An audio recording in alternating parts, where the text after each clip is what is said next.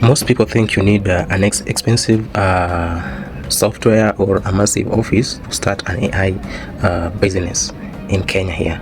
But the truth is that you can start a profitable one-person business right from your phone with just 5,000 Kenyan shillings. Now, here's how. Number one, identify a local service gap. What do I mean by the local service gap? Whether it's writing professional business emails for shopkeepers or creating social media posts for local cafes, you see, businesses are desperate for this kind of help.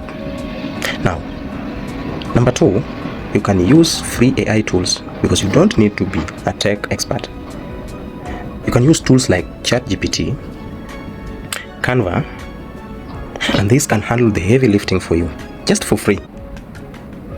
If you don't have if you cannot afford the subscription package, this can be done for you for free. Now, the other thing is that you can be the M-Pesa model.